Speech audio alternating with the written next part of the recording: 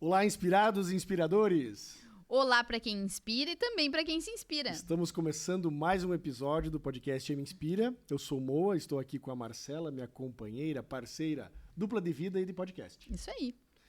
Estamos com quem hoje aqui, Marcela? Supermaster Power, Felipe Borba, o Felipe da Jordana. O Filipinho de Soledade. Filipinho. Essa eu fiquei sabendo Pois é, eu lá. vi que tu foi buscar.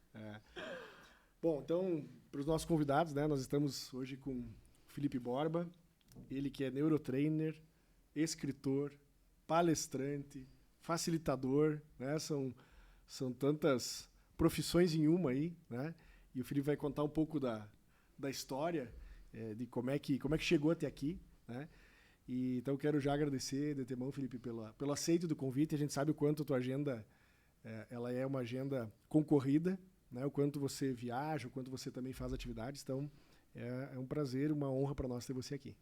Muito obrigado. Fico muito feliz.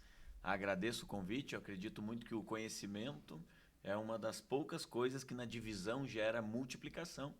E tudo aquilo que a gente sabe nos trouxe até aqui. O nosso próximo nível depende de algo que a gente ainda precisa desenvolver, aprender. E nessa trajetória de vida, sempre são pessoas que vão nos estimular, desde de forma intelectual quanto de forma emocional, a esse próximo nível. E um trabalho como esse que vocês executam aqui pode trazer muita virada de chave para muitas pessoas. Legal, tenho convicção que vai ser um papo muito bacana. Já quero aproveitar para os nossos seguidores aí, né? Ativar as notificações no Instagram, no Spotify, YouTube. Comentar, mandar para quem lembrar na hora. Se pensa assim, meu Deus, esse podcast é pro fulano. Não, era para você que tá escutando, mas sim pode encaminhar pro fulano também. E vai ser um papo muito bacana. O Felipe é um cara com muito conhecimento e muita facilidade de comunicação. E certamente vai chegar aos ouvidos aqui de quem precisa chegar, de quem precisa ouvir. E assim como em vários outros episódios, se não em todos, vai fazer muita diferença na vida de alguém. Eu quero só puxar, Felipe, um pouco contando como é que a gente se conheceu. Né?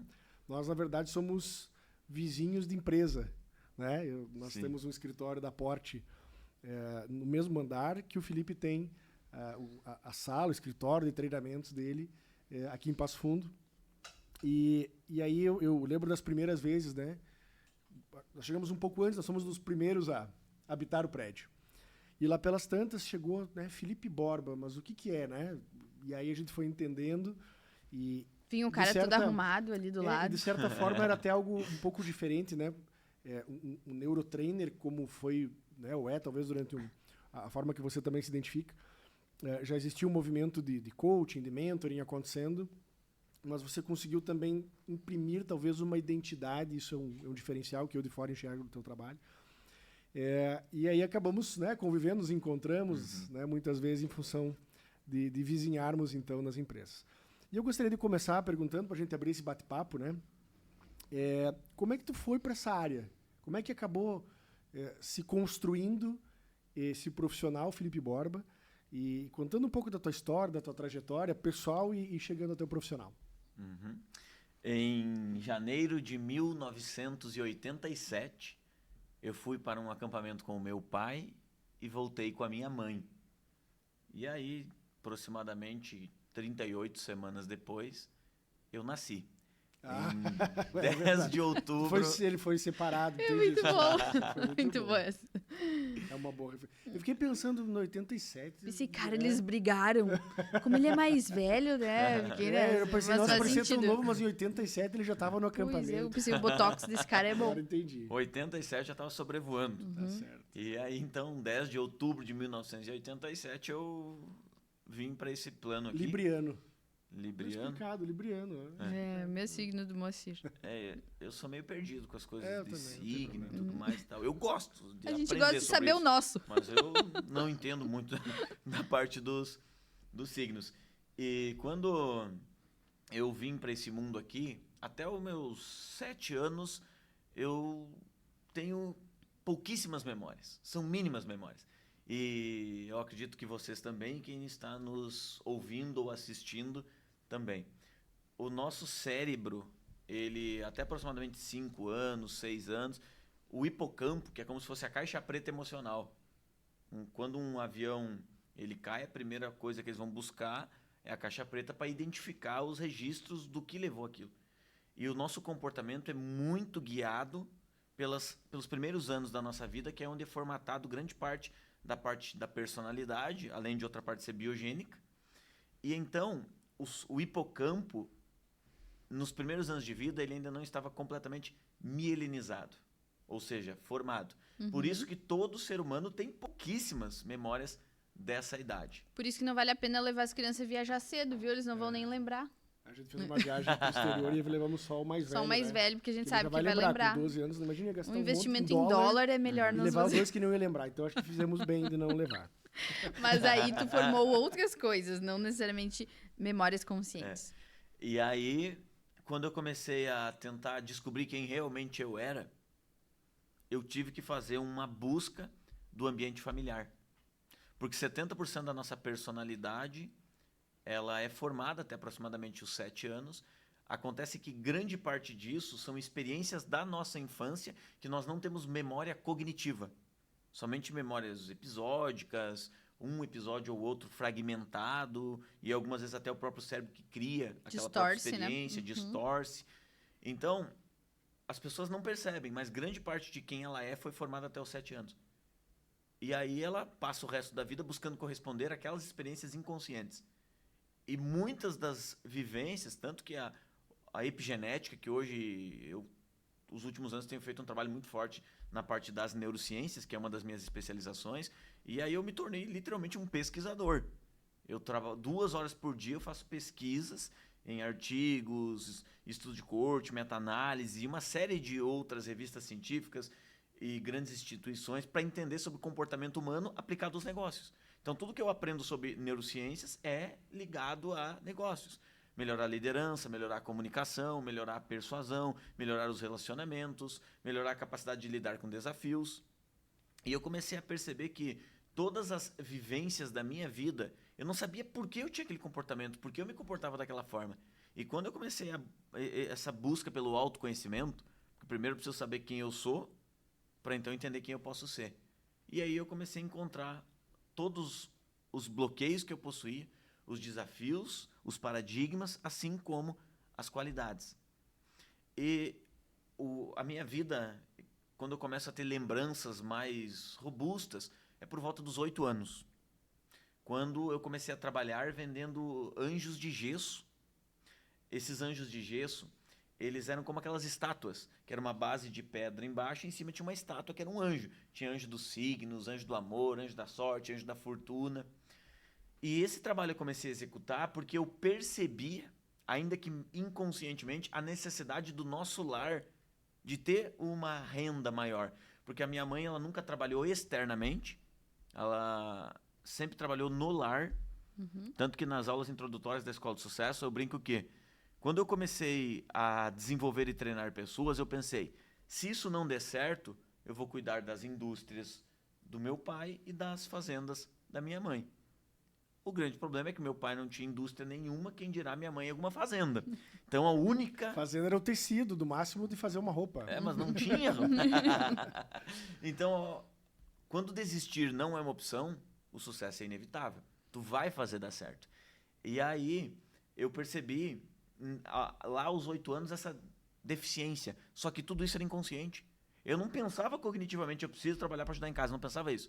Mas eu sentia essa necessidade porque a minha mãe, ela não provia renda. Ela provia o amor familiar, o cuidado com o lar, que é um trabalho maravilhoso. Mas renda, ela não provia. E o meu pai trabalhou a vida toda como garçom. Então, se a gente observar hoje uma família onde um não provém renda e o outro trabalha como garçom, a dificuldade financeira, ela existe. Não tem como a gente negar isso. Ela existe. E eu comecei a trabalhar com 8 anos vendendo esses anjos. Então, eu trabalhava em uma empresa, estudava de manhã e trabalhava à tarde, e aí eu revendia os anjos da empresa que eu trabalhava. Eu lembro que eu saí um sábado de manhã com 6 anjos dentro de uma bolsa térmica da Parmalat. Não sei se você lembra da Parmalat. Sim, Tinha uma bolsa térmica da Parmalat. E eu botei, que o meu pai trouxe do Italians, que era onde ele trabalhava na cidade de Soledade, que é a minha querida terra natal. Eu botei aqueles 6 anjos dentro e saí vender esses anjos. Eu voltei por volta das 11h30 da manhã, próximo do meio-dia, com R$30 e nenhum anjo. Eu vendi os 6 anjos por R$5 cada anjo. E cada um custava R$1 lá. Isso era 1995. Deu bom. Eu lembro que era 1995, porque foi um ano que o meu time ganhou a Libertadores. E aí eu vendi os anjos e comprei um calção e uma camiseta. Por isso que eu lembro do ano. Eu indo com o dinheiro dos anjos comprar a camiseta e o calção lá feliz. Por isso que eu lembro exatamente o ano. E aí, quando eu comecei a fazer aquele trabalho, eu comecei a prover renda. E aí eu revendi esses anjos. Eu peguei aqueles R$30 e eu comprei 30 anjos. E eu lembro que o meu pai contava uma história que um dia ele chegou do restaurante Italians por volta das 18h30. Ele desceu de um carro que chamava Topic, que levava eles. Ele desceu e chegou em casa, e onde a gente morava não tinha cerca, não tinha muro, não tinha nada. Era só a grama, assim, e a rua. E a casa que tinha no fundo lá, que era a casa onde nós morávamos de madeira. E ele contava que... Eu não lembro disso. Mas ele contava que ele chegou em casa um dia, tava eu em pé, o Matheus e o Adão, que são 2 amigos. O Adão já é falecido. E estavam os dois, o Matheus e o Adão sentados no chão, anjo espalhado para tudo que é lado, e eu treinando eles como eles iam vender esses anjos. E aí eu peguei uma sacola da Parmalat e dei para cada um deles, porque como o pai trabalhava no Italians, eles ganhavam muito isso. E juntava não sei quantos saquinhos de leite, você ganhava uma bolsa térmica, tinha umas campanhas assim. Então tinha umas 10 daquelas em casa. Eu dei uma bolsa térmica para cada um com 10 anjos dentro. E eles tinham que vender por R$5 cada anjo, 25 era meu, 25 era deles. E eu pagava R$1, ganhava R$1,50 por anjo e eles vendiam para mim. Então, quando eu começo a olhar a minha trajetória do que eu faço hoje, ela começou com 8 anos. Porque o que eu aprendi fazendo na minha vida foi vender. E se a gente for fazer uma lista aqui, quem são todas as pessoas... em Psicologia da Riqueza, que é um dos módulos da Escola do Sucesso, tem um exercício que eu digo para as pessoas. Eu quero que vocês elenquem agora todas as pessoas bem-sucedidas que você conhece. Elas vendem. Resumiu. E aí eles fazem uma lista lá. E aí eles começam... Muitos colocam grandes players. Muitos colocam o Steve Jobs, o Bill Gates. Não, eu não quero essas pessoas. Eu quero pessoas que você tem acesso. Eu quero que você coloque elenque todas as pessoas bem-sucedidas que você conhece, que você tem acesso. Ah, tá. Aí já a lista diminui bastante, mas existe. E aí eles vão lá, ok, agora eu tenho a minha lista aqui de quem são todas as pessoas bem-sucedidas que eu conheço e têm acesso. Não pessoas inacessíveis. Qual é a habilidade dessa pessoa? Ele sabe vender. Seja uma ideia, um produto. Qualquer coisa, claro, isso aí. muitos tornam-se empresários, saem do campo da venda direta para o consumidor final, mas eles continuam vendendo o projeto, o sonho, a ideia para sua equipe, em negociações estratégicas. Toda pessoa ela sabe vender. E aí eu vou para um segundo plano com eles. Ok, agora nós vamos diminuir essa tua lista. E eles ficam assim, como assim diminuir a lista? Eu pedi que você elencasse todas as pessoas bem-sucedidas. O que você levou em consideração? E 90% deles, o dinheiro. Aí eu boto uma imagem na tela e digo, isso é dinheiro, isso é bem-sucedido. E eu boto uma pessoa lá em um ambiente legal, com a família, com as pessoas que amam, uma pessoa saudável, uma pessoa sorrindo, uma pessoa feliz. E ainda assim com bens materiais lá. Porque a gente não pode excluir o dinheiro, ele é importante naquilo que ele é importante. Só ele não substitui outra coisa e outra coisa também não substitui ele. Cada coisa no seu lugar. E eu digo, agora eu quero que você pegue as pessoas que têm um relacionamento conjugal saudável, pessoas que têm saúde física, pessoas de bom humor, de riso fácil, pessoas desenvolvidas espiritualmente. A minha lista já terminou aí, nesse aí já acabou a minha lista. Tô com poucos amigos desse tipo. E com riqueza financeira. A lista sobra 1 ou 2. Porque muitas pessoas, elas têm o dinheiro, mas não são ricas. Elas não sabem como equilibrar isso. Ou seja, elas não têm o dinheiro. Exato. Né? E existe um ponto específico de equilíbrio que é possível. Só que a sociedade, culturalmente, ela foi tão mal desenvolvida emocionalmente, em alguns casos até intelectualmente, que elas não conseguem enxergar que é possível equilíbrio. E aí eles vivem uma vida de E. E a vida é sob ou. Então eu posso ter um bom casamento ou ser bem-sucedido no trabalho. E aí quando eu vejo que é ou e não E a lógica mental das pessoas tá no ou. E eu tenho que mudar essa chave, mudar do ou pro e. E eles vivem assim, muitas vezes. Poxa, mas Felipe, para eu ser bem-sucedido, eu tenho que trabalhar muito, muito, muito, muito. E se eu trabalhar muito, muito, muito, eu não vou ter tempo para minha família. Então, ou eu fico rico, ou eu tenho tempo para a família. Não. Eu fico rico e tenho tempo para a família. Aqui já cai por terra para toda pessoa que não é desenvolvida emocionalmente. Porque ela diz o quê? Isso é balela, falar é fácil, papel aceita tudo. Não é. É porque ela é medíocre e não tem maturidade para entender a possibilidade disso. Porque é possível. Eu treino pessoas todos os dias para isso, eu vejo todos os dias, não é uma ou duas. É legal porque nós lançamos uma série de 1000 depoimentos dos nossos alunos. São 1000 depoimentos. 1000 é um N bom, hein? E a gente percebe que é possível isso. Só que, por que muitas pessoas não enxergam a possibilidade? Porque se eu for entrar no campo das neurociências, em podcast eu busco menos possível ser técnico e mais resenha mesmo, porque é o que as pessoas conectam mais. Mas se a gente for olhar pelo ponto de vista funcional, o nosso sistema límbico, que é a área... Vocês compreendem o que é o sistema límbico, mas talvez quem está nos ouvindo não. Por isso que eu vou explicar. O sistema límbico, entre inúmeras funções, é responsável pelos processos emocionais. Então, eu não consigo pensar além de como eu me sinto. É humanamente impossível pensar além de como eu me sinto. E quando a pessoa está insegura, frustrada ou não tem habilidade para prover recursos, como que ela se sente? Tensa, com baixa autoestima. Insegura. E uma pessoa assim vai conseguir imaginar construindo riqueza e uma família feliz? Não. Então a questão não é que não é possível, é que a pessoa é muito medíocre para chegar lá. E mediocridade não é nenhuma ofensa, mediocridade é estar na média, igual ignorância. Socialmente a palavra... Nossa, que pessoa ignorante. Socialmente é uma ofensa, e não. Ignorância é constatei que nada sei sobre isso. Por exemplo, o ambiente que a gente está aqui, olha, tem câmera para todo lado, tem microfone, é incrível todo esse cenário aqui. Eu sou ignorante. Eu não sei dizer se essa câmera é melhor que aquela ou a outra, qual a melhor posição do microfone, qual a melhor qualidade, melhor marca, eu sei o básico. Mas eu sou um ignorante nisso. Então, a ignorância, quando a pessoa reconhece isso, ela pode ser uma bênção. Eu digo para os meus alunos, logo no módulo 1, quando a gente fala de neurociência e comportamento, que eu digo o seguinte, aqui as tuas vulnerabilidades serão acolhidas.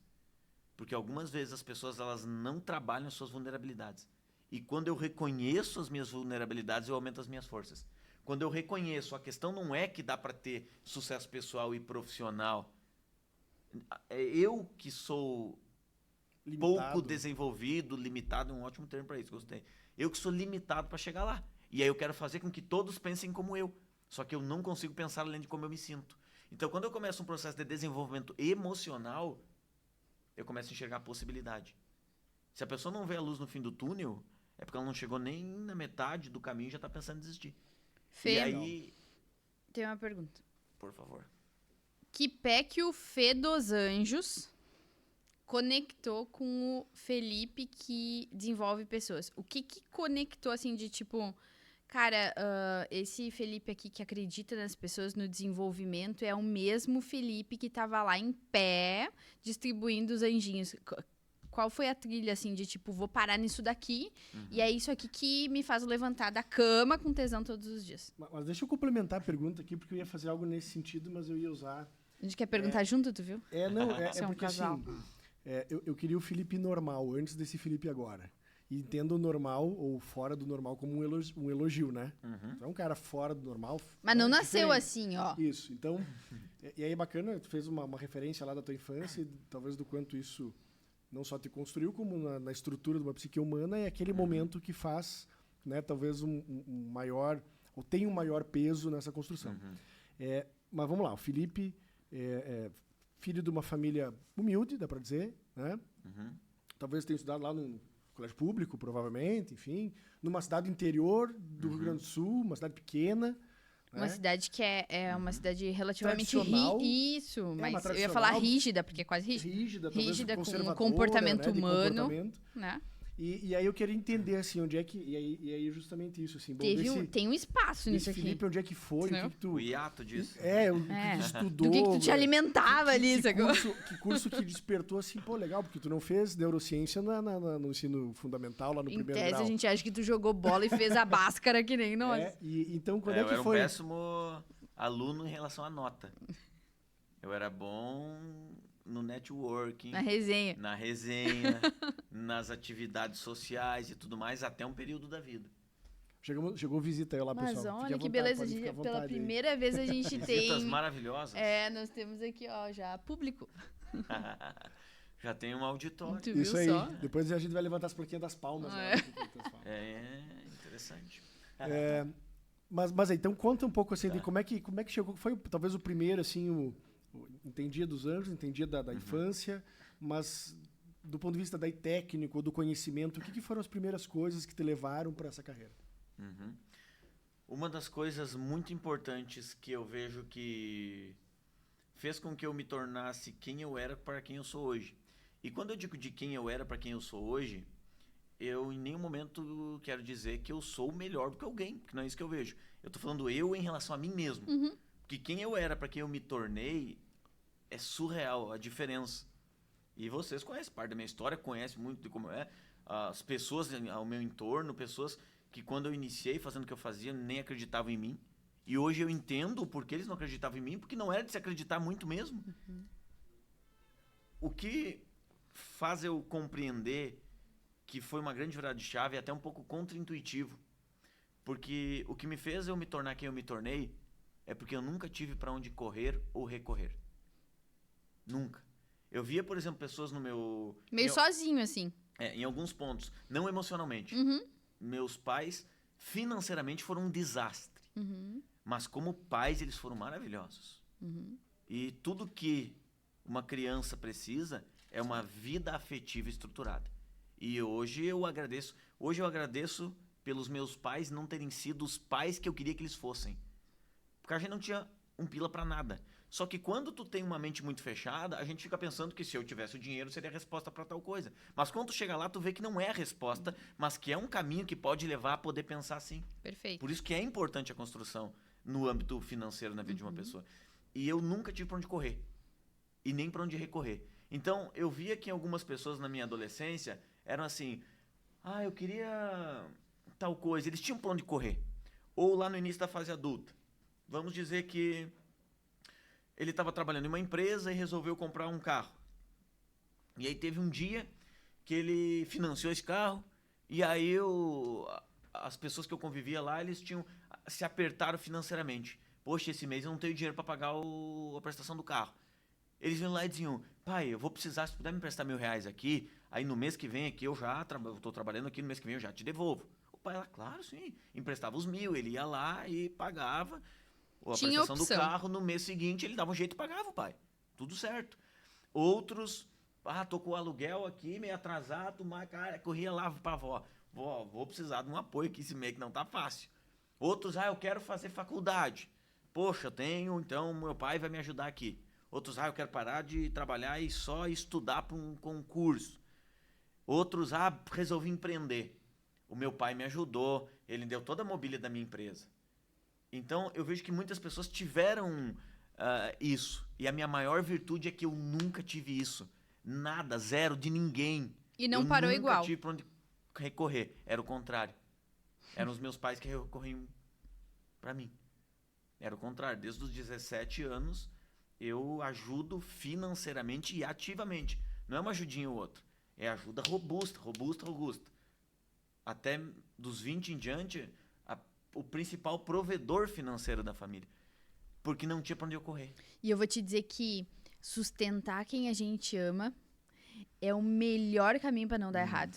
Tu não tem pra onde correr? Não, não, cara. E assim, tu não comer, porque não tem como naquele dia, a dor da tua fome tu sustenta, tu aguenta por um tempo X. Agora, ver quem tu ama, talvez ter essa dor, dói triplo. Sim. Né? E doer o triplo é o que movimenta, né? Acho que tu e o Moacir têm algumas coisas em comum nesse sentido. Na ciência tem um conceito que chama hormese. O que é isso? O famoso, aquilo que não te mata te fortalece. Todos nós já ouvimos isso, aquilo que não te mata te fortalece. Tem um nome científico. E nós vamos criando, eu uso a analogia como se fosse anticorpos. Se o nosso corpo ele pega um determinado vírus que não foi agressivo ao ponto de nos matar, quando o nosso sistema ele vai combater aquele vírus, vai desenvolver anticorpos, para quando aquele vírus vir novamente, se o vírus não tiver uma mutação e vir com a mesma força, ele vai fazer muito menos efeito, porque meus anticorpos já estão mais preparados para eles. Na terceira vez, se ele não tiver mutação e vir com a mesma força, ele não vai nem... A gente nem vai perceber que pegou esse vírus. Fê, e daí tu começou, tipo assim, tu teve lá na adolescência, trabalhava, vendia o que tinha que vender, tu vendia, sem dúvida, Eu nunca né? parei de trabalhar desde os 8 anos. E sempre vem com vendas. E aí, em algum momento, tu treinou a primeira pessoa, né? E daí tu viu que, poxa, a resenha que eu dei pra essa pessoa aí, qualificada ou não, depende do que é a qualificação pra alguém, deu uma potência pra ela e me trouxe um retorno. Quem que foi a primeira pessoa que tu treinou, tirando os 2 caras, mas assim, profissionalmente, que me pagou pra eu treinar? Primeiro curso, primeira palestra, tu lembra? Sabe? Foi a primeira turma. 2013 eu comecei a fazer o que eu faço hoje. Mas a primeira turma mesmo do treinamento... A Escola do Sucesso. A Escola do Sucesso. A gente, da gravação desse podcast, a gente vai iniciar a turma 140 da Escola do Sucesso. Já são milhares de pessoas, são mais de 1.200 aulas que eu já ministrei só desse treinamento. E foi 3 de setembro de 2014. Tu tinha quantos anos? Eu tinha 26 anos. Então foi 13 de setembro de 2014, foi o start de tudo. Então, antes disso, quando eu tinha 14 anos, eu fui na casa de um tio chamado Chico. Chico é o apelido dele, o nome dele é Natalício Vilmar.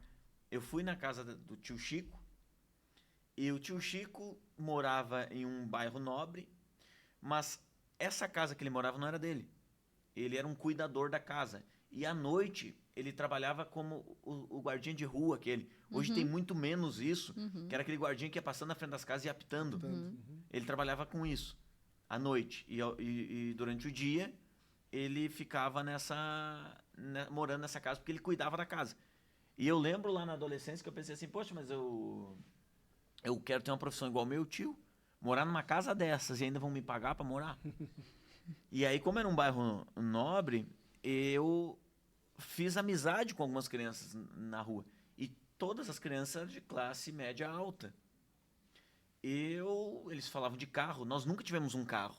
O primeiro carro que entrou na família foi quando eu tinha 17 ou 18 anos, que eu comprei, que foi um Gol quadrado, 88 a álcool, meio demolidão, assim. Foi a primeira vez que um carro entrou na família. Meus pais nunca, na história de vida deles, conseguiram comprar um carro, nem um carro antigo, velho, para se locomover. A gente sempre andou a pé ou de ônibus. E aí, aquelas pessoas tinham carros. Eu lembro que eu vi um carro com os bancos mais clarinhos, assim. Hoje eu não me recordo muito bem a cor que era, mas o que me chamou a atenção é que eu nunca tinha visto. Todos os carros que eu tinha visto, o banco era preto. E o banco era clarinho. Eu disse, meu Deus, o que é isso, né? E eu fiquei deslumbrado aquilo. Eles falavam de praia. Eu nunca tinha ido numa praia. Eu fui conhecer praia próximos dos 18 anos, quando eu já trabalhava, e fui numa excursão pra praia. Os meus pais conheceram praia em 2019, porque eu pude, depois dos 50 anos já, porque eu pude levá-los conhecer. E aí, naquele dia eu fiz amizade, a gente jogava taco na rua. Taco. Hoje o taco deve ser meio online para as crianças, né? E aí, no jogo de taco, no final, na sexta-feira, o pai de um dos meninos perguntou ali quem que eu era. Eu falei, eu sou sobrinho do Chico aqui e tudo mais. Ele fez uma cara meio estranha, assim. E aí o menino me convidou, olha, amanhã a gente vai fazer à tarde aqui, uma integração. Um aniversário de um deles, alguma coisa assim, você quer vir? E eu, nossa, tava deslumbrado com aquele mundo, claro. Já tenho até uma festa pra ir. E aí, quando eu fui chegar no sábado e eu fui entrar o menino no portão, tava lá recebendo as pessoas, disse, você não vai poder entrar. Eu disse, foi você que me convidou? E ele, não, mas eu queria que tu viesse, mas o pai não quer. E eu perguntei, mas por quê? Porque você é pobre, mas amanhã a gente brinca. Ele devia ter uns 2 anos menos que eu, assim. E daí tinham alguns das crianças lá que eram um pouco mais velhos, outros um pouco mais novos. Hoje, olhando de fora, eu vejo que eu não tinha estrutura emocional para lidar com aquilo. E lá naquela fase da minha vida, eu comecei como se fosse odiar pessoas bem-sucedidas financeiramente. Praguejar. Porque eu pensava que todos eram assim. E não são. Mas o papel do cérebro é distorcer, generalizar e deletar. São 3 funções primitivas do comportamento humano. Distorcer, generalizar e deletar. A gente coloca tudo dentro do mesmo saco. Eu sofro muito isso no meu trabalho. Muitas pessoas hoje, eu sempre falo que deveria ser regulamentado a profissão de treinador. Porque tem cada coisa que eu vejo e as pessoas associam e dizem, o Felipe Borba é a mesma coisa que o fulano, não sei quem faz. E é completamente diferente a metodologia, vocês conhecem parte da metodologia, e lá eu vejo que eu fiz isso. Eu generalizei. E tudo aquilo que a gente odeia, inveja ou desdenha, nós nunca teremos. Porque o cérebro entende que aquilo é ruim, então se afasta daquilo. E eu me tornei extremamente introspectivo. Eu fiquei 3 a 4 anos vivendo uma vida completamente bloqueada. Quem estava na minha vida ficou, quem não estava não entrava. E eu fiquei muito bloqueado, porque eu não sabia lidar com aquela situação. E eu nunca falei sobre isso por mais de 10 anos. Eu fui contar sobre isso lá por volta dos meus 25 anos, quando eu já estava nessa pegada de me desenvolver. Autoconhecimento, treinamento de desenvolvimento pessoal, essas coisas assim. Ler livros e tudo mais. Lá que eu comecei a me abrir e contar essas experiências da minha vida. Porque eu tinha vergonha de contar. Meus pais não sabiam, ninguém. Eu contei, claro, quando eu comecei a contar lá pelos 24, 25, 26 anos sobre isso, aí eu contei pra eles, aí eu comecei a falar abertamente. E eu vejo que hoje o meu trabalho é mostrar para as pessoas qual é a verdadeira riqueza e como chegar nela. Aquilo que foi a minha maior dor, hoje é o que eu faço pela vida das pessoas. E aí, um ponto de virada foi dos 17 para os 18 anos, que eu estava conversando com um amigo chamado Luiz Antônio, e ele disse o seguinte, a gente estava falando sobre a vida deve ser mais do que isso que a gente vive. E ele disse, eu tenho um livro que eu vou te emprestar. Olha, se eu soubesse, eu imaginasse que eu ia contar essa história aqui, eu teria trazido o livro junto. Porque eu tenho ele, eu carrego ele até hoje. Em alguma das turmas do The Big Voice, eu mostro esse livro. Aos 17 anos eu li o livro, famosíssimo livro, O Poder do Subconsciente, do Joseph Murphy. E aos 17 anos, eu pensei naquele momento, a vida é muito mais do que essa pobreza, por vezes emocional, mental, que eu vivo. Sim, mas era o teu modelo mental naquele momento. Era o que tinha. tinha. E aí, nós nos tornamos, o ser humano se adapta ao ambiente em que vive. E isso é preocupante para onde a sociedade está indo hoje. É muito preocupante. Porque o ser humano se adapta ao ambiente em que vive, independentemente se a circunstância é favorável ou desfavorável. E aí, lá, quando eu li o livro O Poder do Subconsciente, do Joseph Murphy, eu tive uma grande virada de chave. Aquele livro, eu descobri que cérebro era com R. Cérebro. Eu achava que era cérebro, com L. Uhum. E aí, quando eu li, logo no início do livro, assim, quando apareceu a palavra pela primeira vez, eu pensei, nossa, mas o autor escreveu errado. Quase desisti do livro. Mas continuei lendo. E tem um outro ponto importante aqui. Esse foi o primeiro livro que eu li na vida. Eu nunca tinha lido um livro na vida. E tanto que o meu livro, A Bíblia da Inteligência, ele é um livro que eu desenvolvi pensando em pessoas que eram como eu. Ele tem uma metodologia que é epistemológica. São para 3 tipos de leitores. Leitor iniciante, leitor intermediário e leitor avançado. Tu pode ler o livro em 2 horas só lendo as partes sublinhadas, ou tu pode ler o livro em 6 horas lendo o sublinhado e o negrito, ou o leitor avançado aí lê Tudo. anotando e tudo mais.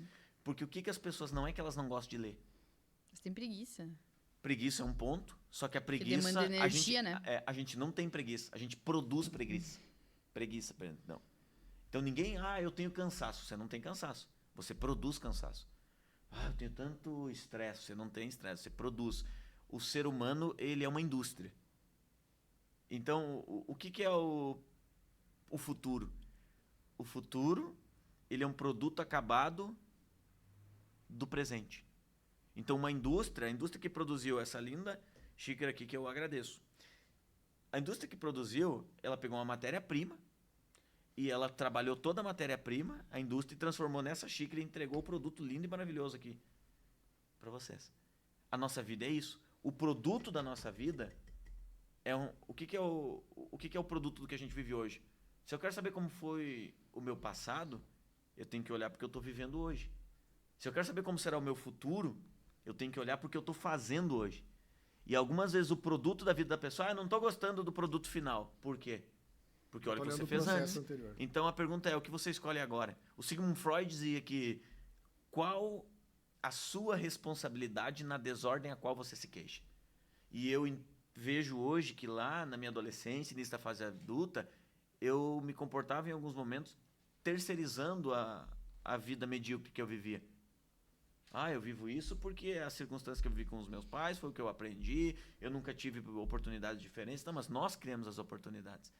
E aquele livro foi essa virada de chave. Quando eu li a palavra cérebro e não estava lá, e veio a segunda vez cérebro, e de novo com R, e veio a terceira vez e de novo com R, eu comecei a repensar e não o livro. Mas inicialmente, quando eu li pela primeira vez, eu pensei que estava errado no livro. Tu questionou o livro. E esse é o padrão do ser humano. Deixa eu aproveitar e fazer uma consultoria com o Felipe, então. Nós temos 3 filhos, raro, né? Mas acontece muito. Geralmente acontece mais comigo, mas agora eu vou fazer eu tô achando bem divertido. Hoje, vocês têm, né? Você e a Jo tem um cachorrinho, não tem filhos 2 biológicos, né? Tem 2 cachorrinhas, né? Uhum. Mas filhos humanos, por enquanto, não. Uhum. Mas provavelmente tu convive, né, com pais e muitos dos teus alunos e treinandos lá são pais. Vamos pegar um exemplo como talvez o nosso, né? A gente veio de algumas condições talvez não tão favoráveis, conseguimos quebrar inclusive alguns desses ciclos familiares, né? Prosperando em algumas áreas, enfim. A ponto de nós termos algumas condições de possibilitar algumas coisas que os nossos pais não puderam nos ofertar, hoje nós conseguimos para os nossos filhos. Uhum. E eu, né, penso muito, falo isso muito para a Marcela, assim, então gostaria do teu entendimento sobre isso. Uhum. Os nossos filhos, e provavelmente os teus também não, se os tiver, não estarão expostos a situações reais de dificuldade, de luta, né? Porque por mais que de se falta imponha, alimentar, vamos dizer assim, uma falta limites específica. e né, diz, olha, não, vai ser assim e tal, é diferente de uma situação real, onde talvez brigue para comer, sobreviver. O que tu já viu assim nessas tuas nas tuas andanças em relação a isso, e como é que tu acha que isso, como é que é isso para frente assim na educação de filhos? Não sei se já te perguntaram isso ou já fez alguma análise sobre isso. Eu reflito com essa excelente pergunta todos os dias. Porque o que é o futuro? O futuro são as crianças e os adolescentes de hoje. E o que eu percebo claramente é que, se a gente olhar o passado, pais analfabetos criaram filhos formados e acadêmicos. Hoje, pais formados e acadêmicos criam filhos analfabetos emocionalmente. Possui diplomas, cargos, mas emocionalmente são literalmente analfabetos. Não sabe lidar com as próprias emoções, dificuldade de falar em público é um reflexo de processos emocionais. A pessoa que não tem habilidade de falar em público, ela vale no mínimo 50 vezes menos do que ela valeria desenvolvendo a habilidade de falar em público. Então, hoje as pessoas são analfabetas emocionais. Cargos são temporários, títulos são provisórios, mas a maneira como você trata as pessoas sempre será lembrada. E muitas pessoas, quando elas assumem um papel, por vezes, de empresário, de pai, com uma autoridade percebida pela escala hierárquica, eles usam de uma forma errônea a condução desse processo. Eu vejo claramente hoje que os pais não possuem ferramentas para lidar e educar emocionalmente os filhos. Então, por exemplo, o nível de aprendizagem e maturidade é construída por conta dos processos emocionais. Se um pai ele dá curso de idiomas, escola particular, curso de música, e curso disso e curso daquilo para a criança, se tem a condição, isso é ruim? Não, isso é ótimo. Só que o que vai determinar a autoconfiança é o nível de afetividade. O termo técnico é disponibilidade emocional. Então, muitos pais, o que eles estão fazendo é trabalhando o dia inteiro, corre para um lado, corre para o outro mais, e ele consegue um padrão financeiro, e ele consegue dar todos esses recursos intelectuais para o filho. Só que lá no futuro, ele vai ter um filho de 40 anos pedindo dinheiro para ele e fracassando. Porque a estrutura emocional é da disponibilidade Ele afetiva. segue pedindo atenção. Exato. Então, ele pode estar desenvolvido intelectualmente, mas não emocionalmente. E as emoções coordenam a nossa vida. Do berço ao túmulo, nós seremos governados pelas nossas emoções.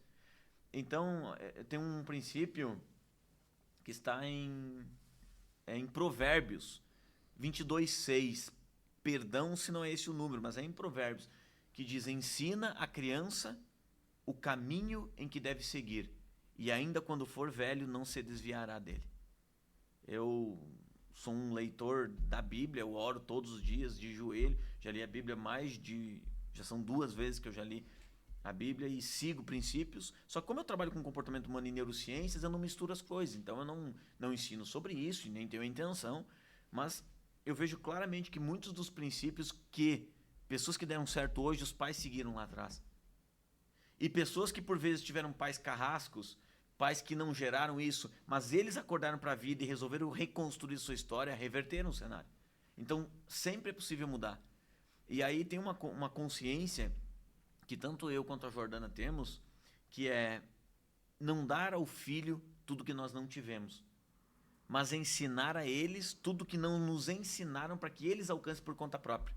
Perfeito. Qual que é o estereótipo do pai tradicional hoje que gera essa boa condição para os seus filhos? É aquele pai que ele trabalha o dia todo, a escola está cada vez mais um lugar para as crianças ficar enquanto os pais vão para o trabalho, porque o nível educacional está cada vez mais precário. Os professores eles não têm mais ferramentas para lidar com isso. Tem muitos profissionais muito bem intencionados e que têm as ferramentas, mas o sistema não os permite usar.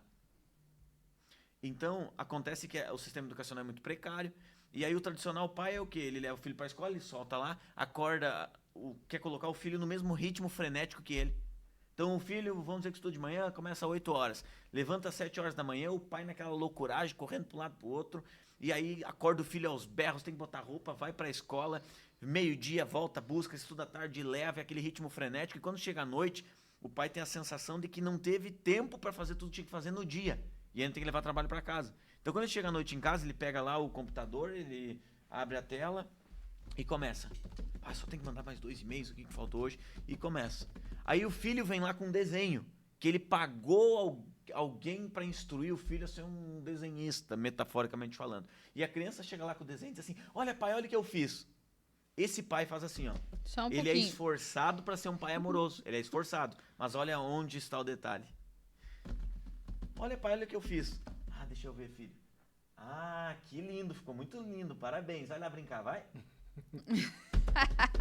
Somos nós. Ai, muito engraçado. Não somos tantos assim, mas... Isso a gente diz assim, que lindo, agora pede pra tua irmã fazer um pra ti agora. Vai brincar com a tua irmã. A gente já fez tua irmã pra poder brincar contigo. E o que aí é muito nítido é que esse perfil de pai, quando ele tá num grupo de amigos, ele tem o seguinte discurso: olha, eu errei muito na minha vida, fracassei muito, apanhei da vida, mas se tem uma coisa que eu tô fazendo certo hoje é com meu filho, sabe? E isso é uma das coisas que eu tô acertando, sabe? Porque pra ele, na ignorância dele, mesmo tendo um PhD na área profissional, na ignorância dele, isso aqui, quero ver, filho, que lindo, vai lá brincar, vai. Isso é entregar. Pagar a escola particular é um entregar. Só que o que as crianças mais precisam é de afeto. E a criança, você pode mentir pra mim, mas a criança ela é especialista em linguagem corporal, porque nos primeiros anos de vida, elas não entendem exatamente as palavras e o córtex pré-frontal, que é a área racional do cérebro, é a última estrutura a ser desenvolvida. Então, ela é muito mais moldada pelo ambiente do que pelos fatores biogênicos. Então, ele é muito mais conectado com a parte emocional. Tanto que o cérebro de uma criança funciona em estado teta, 4, 5, 6 Hz de funcionamento, tem menos fluxo cognitivo, racional. Então, o que a criança precisa naquele momento? Muito mais intuitivo, né? Nenhum homem é tão... Tem uma frase, não é uma frase minha, uma frase que eu ouvi que dizia: nenhum homem é tão grande tanto quanto quando está de joelhos para uma criança. O que aquela criança precisa quando ela vem com aquele desenho? Aqui é a tela. Quando a criança chegou com o desenho... Deixa eu ver, filho. Eu estou Só não para quero sair você. do limite da câmera aqui. Deixa eu ver, filho. Tu vai sentar. Mas eu preciso do meu trabalho para eu poder dar um bom futuro para ele. É mentira, nem precisa tanto assim. Nem ele É acredita isso mais aí. nisso. Aquela 1 hora lá, bem produzida no trabalho, é bem melhor que ele. Só que lá no futuro, ele vai gastar muitas outras horas e tem que trabalhar muito mais para manter pro resto da vida por conta do desenvolvimento afetivo não desenvolvido. Então, Tu quer me dizer que com tudo isso que tu estudou, o amor ainda é o melhor caminho? com toda certeza. Toda certeza. Se a gente olhar Cristo, amai-vos uns aos outros, assim como eu vos amei. Ele não disse construam prédios, façam podcasts, construam carros, câmeras, televisores. Não, amai-vos uns aos outros. O resto tudo é um extra, que devemos construir mesmo. Mas tudo é um extra. E as pessoas estão se concentrando no extra e esquecendo do principal. O amor é o maior melinizador. Tanto que É verdade. eu quero fechar esse com um parênteses importante. Eu tenho um projeto muito profundo que eu vou lançar junto com a Jordana, que é sobre educação emocional para crianças. Tá, eu ia te perguntar, eu ia te interromper porque eu ia perguntar se tu já tinha pensado em algo nesse sentido. Até eu vi um podcast com o Joel J. Foi em outubro do ano passado, ele fez chamando algumas crianças. E aí eles têm alguns projetos e coisas fantásticas que crianças ou adolescentes, né, estão fazendo. Exemplo, curso de educação financeira, curso de oratória, sei lá, coisas. Né, eu ia te perguntar isso, então estou te interrompendo só para dizer que eu ia perguntar. Então conta um pouco desse projeto aí. Esse é um projeto. Eu quero saber onde é que se inscreve, eu quero inscrever Já todos vamos ver. nossos filhos. E nós não vamos ir, só as crianças. Daí não dá. Esse projeto está todo estruturado, tem um único ponto que ele ainda não foi lançado. A gente pretende ter 3 filhos. Eu ia dizer, tem que mas engravidar. a gente ainda não tem filho. Eu sei todo o caminho do desenvolvimento emocional. Como que você desenvolve uma pessoa emocionalmente saudável? Qual é o processo para ter um adulto emocionalmente saudável? Eu conheço todo o caminho para desenvolver uma pessoa emocionalmente saudável. Alguém emocionalmente saudável não é alguém que está imune à ansiedade, à estresse, à preocupação, à depressão, à perrengue, a desafios. Não. Alguém emocionalmente saudável é alguém que, quando está diante dessas circunstâncias, ele bate e resolve. Ele não desanda. Isso que é alguém emocionalmente saudável.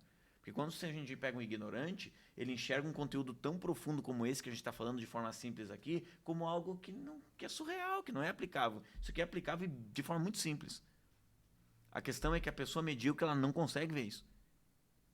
Porque o medíocre, ele não consegue...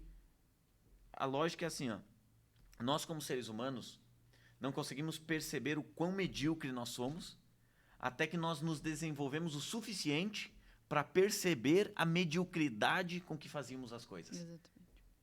Porque eu não consigo pensar além de como eu me sinto, como eu falei lá no início. Perfeito. Então, hoje eu não sinto legitimidade para lançar um projeto para educação de criança antes de ser pai. É a única coisa que hoje me impede. E eu não vou lançar a minha enquanto amiga não for merece pai. tanto ser mãe. Sim, já tá no... Já Tá tá nos no projeto. planos. E depende mais da amiga, né? Eu Eu já tô há sei, 2 sempre, anos. sempre é da mulher Só que eu isso. respeitei o projeto dela. Mas nós estamos indo lá. Eu Eu tô, faz 2 eu tô na anos que eu torcida tava- também, eu tô na torcida. Um dia eu falei Tá, pro Felipe. mas olha só, mas se eu pularia essa parte, eu escreveria os meus filhos igual. E já aí. igual. Não. Eu acho que vai ser diferente. Se eles já são bons assim, tu imagina com a vivência tão magnífica que é ter filhos. O melhor professor é a experiência. Sim. Né? A vida é o melhor professor, mas nem todos são bons alunos. E é impressionante, Felipe. Essa aí foi forte. Os filhos nos ensinam e você tem uma... Bom, primeiro que tem um cara brilhante, né, inteligente, enfim. Obrigado. Mas certamente com os teus problemas, defeitos, vícios, né? Como qualquer pessoa. E o mais, talvez, difícil... e eu lembro que algumas vezes, né? Eu tenho 3 filhos, e aí diz assim, mas imagina, trocar fralda e cuidar. Essa é a parte mais fácil. Não dormir de noite, né? Essa é a parte mais fácil. A parte difícil é a educação, aí no sentido mais amplo, não é aquela educação formal, né? Mas a educação no sentido amplo. Emocional, A formação emocional. personalidade. E o que é mais maluco nisso tudo é que os filhos, eles escancaram o que tu tem de pior também. Esse talvez é um grande aprendizado, assim, né, que a gente tem. Porque aquilo que a gente não ensina, o problema está no que a gente não ensina, no que a gente não quer que eles façam. E aí a gente se enxerga no espelho, assim, isso é um desafio para quem é pai, né? Sem dúvida. A gente vê aquilo que a gente negligencia na gente andando com perninhas dentro de casa. E às vezes achando que assim, não, ninguém não tá vendo, não é assim. E aí tu vê o comportamento do filho ali, puxa vida, e agora? Né? Vou dar um exemplo, né? Eu sou uma pessoa que sou muito otimista, né? Acredito sempre no melhor, na positividade, no melhor cenário, né? Tenho uma dificuldade imensa em ser realista e pessimista, então meu cérebro nem lembra que existe. E o Benja, o nosso do meio, o Benja é muito amoroso. Ele chega a ser muito afetivo, ele chega a ser bobo, assim, não tem maldade nenhuma, né? E ele fala pra nós, eu perguntei, Benja, quem que tu mais ama no mundo? Dele, eu amo todas as pessoas, mãe. Aí eu falei, mas como assim todas as pessoas? Eu não sei, mãe, eu nasci assim. Ele me respondeu, né? E ele é assim, ao natural. Daí um dia eu falei... Aqui, ele vai vir, dá um abraço, ele dá um abraço, te beija e comenta sobre você. Uhum. Então ele é assim. Ele vai te perguntar alguma coisa. É, isso aí. E aí... E ele não esquece, né? E aí eu falei pra ele, mas filho, você não pode ser assim sempre, porque nem todas as pessoas são boas, né? Tem algumas pessoas que não são boas. Daí ele começou a chorar. Eu pensei, meu Deus do céu, eu lembro quando meu pai me dizia assim, tu não pode confiar nas pessoas, né? Isso é bom e é ruim, né? Me manteve viva, mas foi péssimo, porque eu desconfio agora de todo mundo. E aí, eu disse, eu falei aquilo, eu pensei, cara, acho que eu tô fazendo aquele negócio que meu pai fez comigo.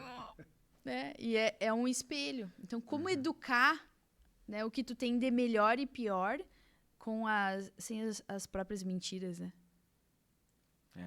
Esse é um dos grandes desafios. Porque esse assunto aqui do podcast tomou um rumo muito legal.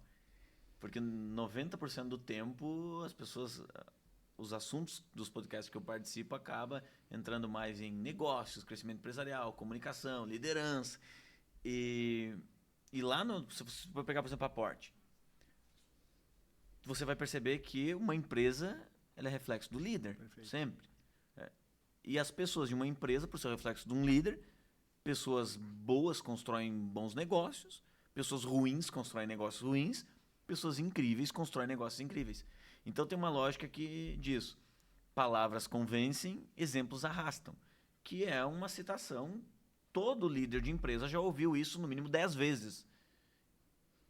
E quando a gente olha para o campo da família, é igual. Os teus filhos... eles vão olhar para você, você diz, olha, você tem que se comportar dessa forma. Só que você não se comporta da forma como você fala, ele vai olhar e vai dizer, ele vai dizer inconscientemente, não com palavras, mas ele vai dizer, pai, mãe, suas atitudes e comportamentos falam tão alto que eu não consigo ouvir a sua voz. Eu vou fazer o que você está fazendo, não o que você está dizendo. É igual uma empresa. É isso, exatamente. Bom, Felipe, eu tenho ainda, né, a gente já está... Meu Deus, final, dá pra ir. Assim, cara, dá pra ir. Eu tenho uma vontade de dar um beijo no cérebro do Felipe quando eu escuto ele. Vamos combinar a parte 2 aqui, tá? Nós tivemos acho que nós nunca fizemos uma parte 2. Né? Mas aqui já vale uma parte 2 para um outro momento. Mas eu queria falar um pouco do livro, né? A Bíblia da Inteligência. Eu não li ainda, Marcela eu tô já leu. Tá terminando, acho, né? Tô pela metade. É que o que acontece? Esse livro ele é muito consultivo, né? Eu leio ele inteiro. E daí faço minhas anotações e tal. E eu paro ali porque eu tenho que aplicar. Eu sempre penso, cara, se eu aprendi um monte de coisa até aqui. Aliás, se eu tive conhecimento dessa informação, eu vou conseguir realmente aprender ela se eu aplicar, né? Então eu paro, eu aplico, aí eu volto lá. Fiz vários, tem uns testes aí dentro, que eu fiz a listinha das pessoas que eu não quero mais nem ver. Isso é culpa do Felipe. Se você não está mais na minha vida, foi porque eu botei na lista, né? Aí vai pro treinamento de escola de sucesso pra voltar pra tua vida. Voltar, isso aí, e falar direito com essas pessoas. São 6 coisas que nós nos tornamos. 6? Acho que eu sou 100%. Todo ser humano, quando você olha pro Felipe, o Felipe é o reflexo de 6 coisas. Quando você olha... para qualquer pessoa. Tá, Felipe, agora tu fala assim, senão nós vamos ficar aqui com a sensação que a gente não sabe as 6 coisas. O ambiente, as pessoas que a gente para quem está nos assistindo, as 6 coisas eu vou revelar no próximo episódio. Boa, isso. Tô brincando. Essa é uma estratégia que eu ensino da Big Voice, que é o princípio da expectativa. Porque a expectativa, a dopamina, que é o neurotransmissor relacionado com motivação, ela também é relacionada com a atenção. Dopamina regula maior ou menor atenção. Quando tu cria uma expectativa, você retém mais a atenção da pessoa e ela fica muito mais propensa a te ouvir, te escutar ou comprar um produto ou serviço. E as 6 coisas que se você olhar para qualquer pessoa, você perceberá que ela é um reflexo de 6 coisas. Os livros que ela lê ou não lê. Então, ela é um reflexo dos livros que ela lê, os cursos que ela frequenta, os alimentos que ela consome, as pessoas que ela convive, os pensamentos que ela enfatiza e as prioridades que ela determina. Essas são as 6 coisas que estão diante de mim. Para qualquer pessoa que você olhar, você está vendo. Aqui está... Está no livro, não? Eu não li, eu posso perguntar. Isso então. estará no próximo livro. Tá bem. Já tem um próximo. São 10 livros que eu vou escrever. Esse já foi lançado. E aí tem mais 9 que... 8 tem título e uns 10%. E o outro já está uns 80% já pronto. Legal. Uma conta da Bíblia Inteligência. Como é que isso surgiu? E o que tem no livro? E onde é que compra? Algumas livrarias ou na Amazon. Clicando no link da minha biografia, tem lá na informação sobre os treinamentos. E tem também o link da Amazon. As pessoas podem comprar pela Amazon. Esse livro ele tem 364 páginas e ele é todo epistemológico. O que é isso? A base de como o cérebro aprende. E ele trabalha 4 inteligências. Porque a sociedade como um todo, ela evoluiu dizendo, nossa, como fulano é inteligente, como fulano é inteligente. Mas o que eu percebo é que quanto mais inteligente intelectualmente uma pessoa é, mas não tem um nivelamento das outras 3 inteligências, que eu já falo brevemente sobre elas, a pessoa quanto mais inteligente intelectualmente ela é, porém as outras 3 são baixos níveis, quanto mais inteligente a pessoa é, maior a chance do fracasso. Aí tu começa a pensar, mas como assim? Quanto mais inteligente uma pessoa é intelectualmente e não socialmente, emocionalmente e profissionalmente, acontece que ela tem um ego elevado. E sempre que você subir 1 degrau no sucesso, suba 2 na humildade. Então, ela tem um ego elevado. Ela pensa, isso aí eu já sabia, isso aí eu já sei, isso não precisa aprender. Eu sou o fulano de tal, eu sou o dono não sei do que, eu sou formado em tal coisa, eu sou isso, eu sou aquilo, sou não sei o quê. E esse eu sou é o que limita do que ela pode ser. Então, a escola do sucesso tem um pouco de escola de humildade, então, também. Totalmente.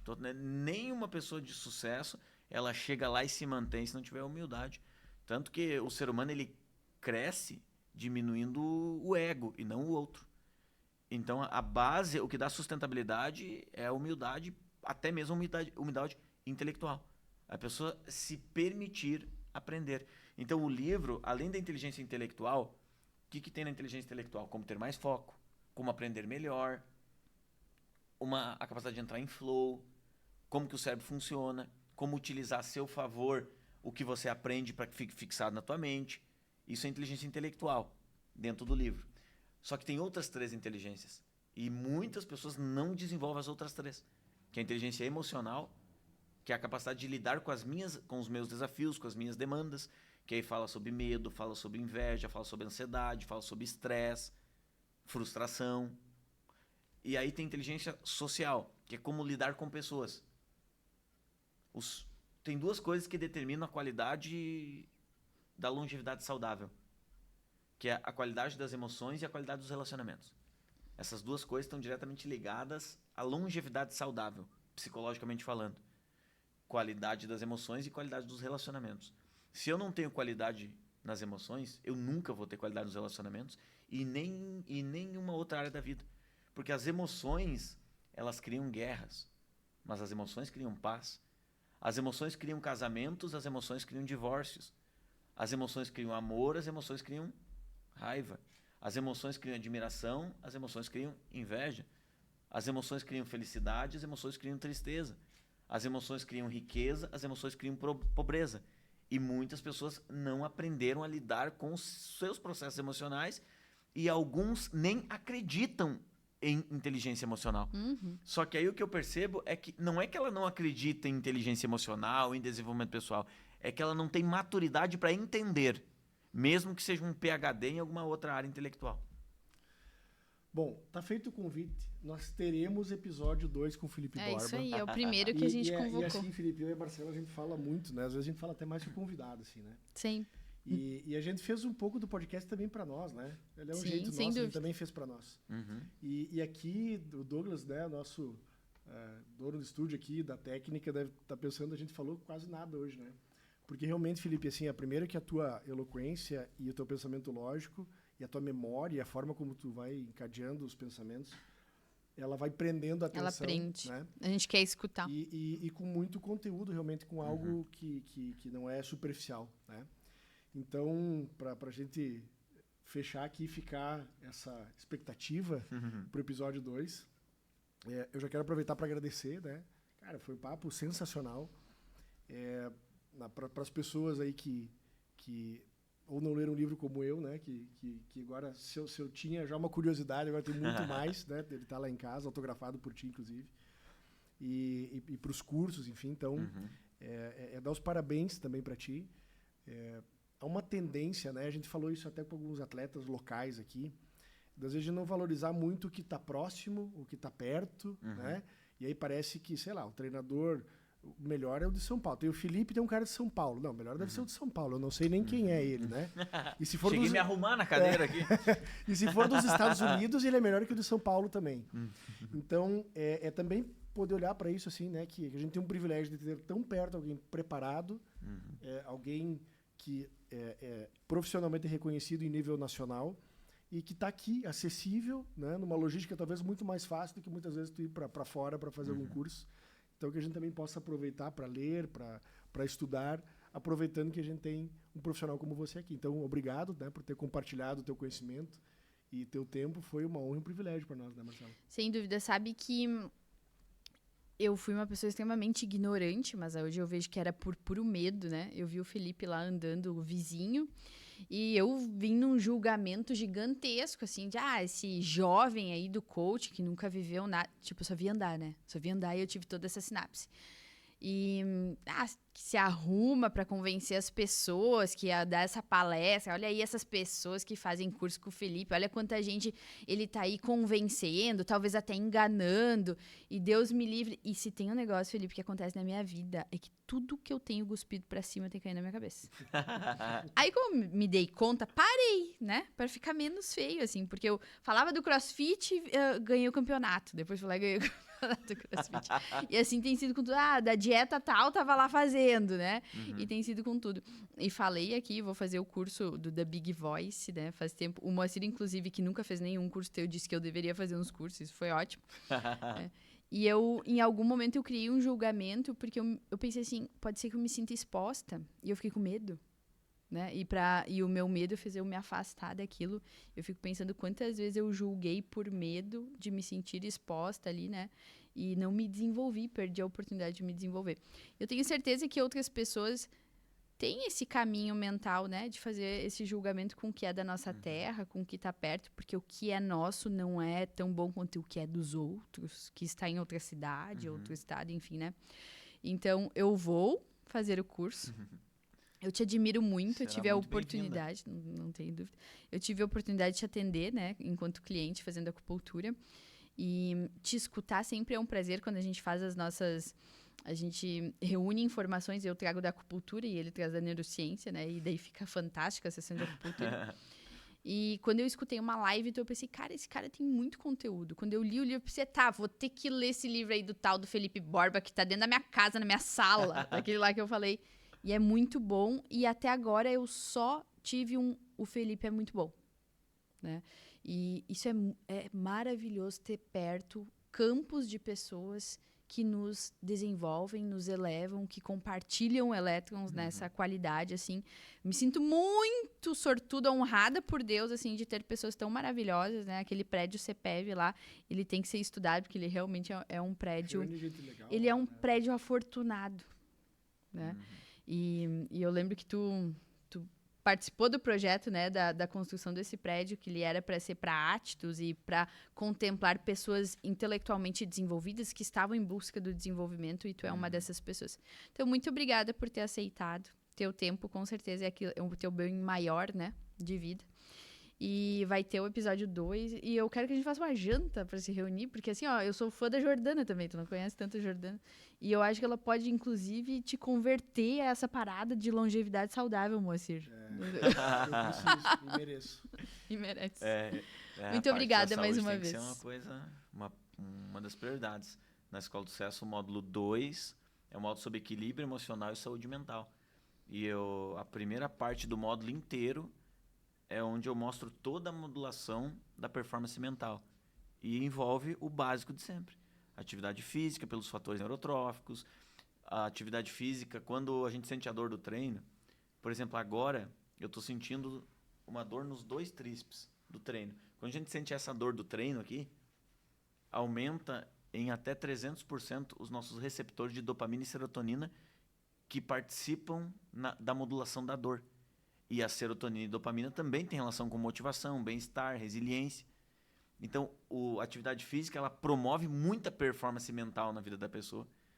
Técnicas de respiração, porque o nervo vago é ligado ao intestino e cérebro. Existem técnicas... Nós temos a amígdala cerebral, que é um bulbo de 2,5 centímetros, tem relação com o sistema nervoso autônomo, que coordena o sistema nervoso simpático e parasimpático, como se fosse um eixo. Toda vez que eu ativo o parasimpático, eu entro em estado de relaxamento. Existem técnicas específicas de respiração para ativar o sistema nervoso parasimpático, que tu pode ativar em 3 minutos. Tu pode sair de um nível profundo de ansiedade, porque a ansiedade te leva do céu ao inferno sem motivo algum, ou com motivo, mas tu consegue sair muito rápido disso utilizando essas técnicas. A meditação, porque aumenta ínsula anterior dorsal, massa cinzenta do cérebro, existem várias coisas. A alimentação rica em alimentos que auxiliam nos processos inflamatórios, porque toda vez que o teu corpo está inflamado por conta de uma alimentação, tu tem sinalização nas amígdalas e tu está gerando estresse fisiológico. Às vezes a pessoa está estressada por conta do que ela está consumindo como alimento. E o sono de qualidade. Então a gente tem um módulo inteiro sobre modulação disso. É óbvio, eu brinco que as pessoas da área da educação física, da medicina, da nutrição, eles deveriam ser divulgando o meu trabalho, porque eu bato na importância das pessoas buscar eles todo módulo de saúde mental. Todo módulo. Por quê? Porque eu mostro para eles a importância da modulação disso. Mas eu não posso prescrever um treino, uma dieta, um protocolo integrativo, nem nada disso. Eu mostro a modulação desse módulo e o efeito disso. E aí eles saem no mercado buscar esses E profissionais. saúde tem um negócio que assim, eu quero viver. A saúde, ela comunica isso, eu quero muito viver. Precisa. E a pessoa, ela tá com amor à vida, ela tá com paixão por aquela oportunidade que foi dada pra ela, né? A saúde comunica isso. E saúde também tem muito a ver com gratidão aos pais, né? Porque eu tô cuidando muito bem do filho dos meus pais, que é o bem maior deles. E eu só cuido bem de alguma coisa quando eu dou valor pra ela, né?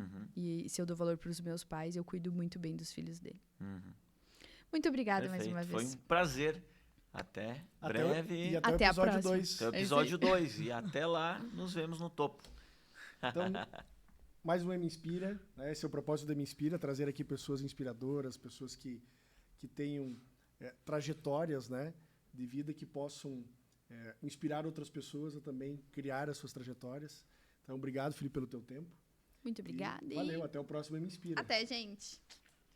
Valeu.